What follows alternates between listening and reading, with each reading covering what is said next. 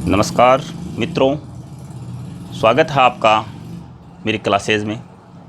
मित्रों, हम बात कर रहे हैं अफवाह तंत्र की। हमारी चर्चा है अफवाह तंत्र के बारे में कि भारत का अफवाह तंत्र किस प्रकार है।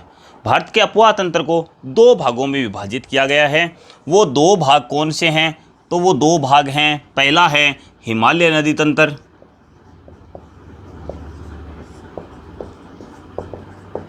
दूसरा है प्रायद्वीपीय नदी तंत्र।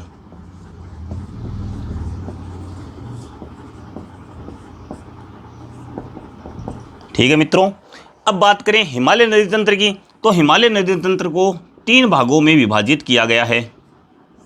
पहला है सिंधु नदी तंत्र,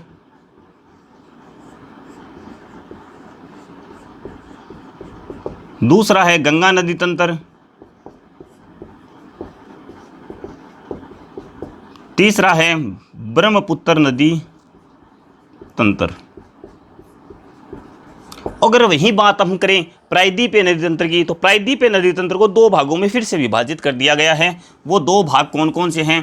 पहला भाग है अरब सागरीय नदी तंत्र,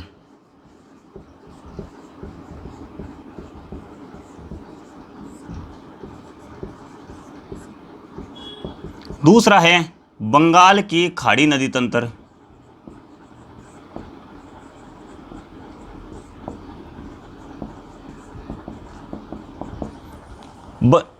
अरब सागरीय नदी तंत्र में देखें कौन कौन सी नदियां आती हैं। वो नदियां जो अरब सागर में गिरती हैं वो क्या कहलाती हैं? अरब सागर नदी तंत्र कहलाती है। तो देखिए, पहली है जैसे माही नदी, पहली है नर्मदा नदी, दूसरी है तापी नदी, उसके अलावा है साबरमती नदी। अगर वहीं बात करें बंगाल की खाड़ी नदी तंत्र का, तो बंगाल की खाड़ी नदी तंत्र में मुख्य नदियां कौन कौन सी हैं? गोदावरी, कृष्णा, कावेरी और महानदी। ये नदियां कहाँ गिरती हैं? बंगाल की खाड़ी में गिरती हैं। और ये नदियां हैं जो बंगाल की खाड़ी में गिरती हैं वो किसका निर्माण करती हैं? डेल्टा का निर्माण करती हैं। डेल्टा जो कि क्या करती है, अपने साथ के अंदर क्या होता है, ये लंबी दूरी की नदियां होती हैं। गोदावरी नदियां, कृष्णा नदी, कावेरी नदियां, ये क्या है? लंबी दूरी की नदियां होती हैं। और ये अपना पानी जब बंगाल की खाड़ी में गिरती है तो वो किसका निर्माण करेगी? डेल्टा का निर्माण करेंगी।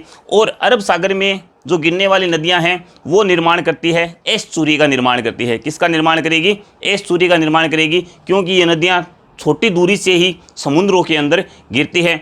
जानकारी आपको कैसी लगी कमेंट बॉक्स में ज़रूर बताएं। वीडियो को लाइक ज़रूर करें। धन्यवाद।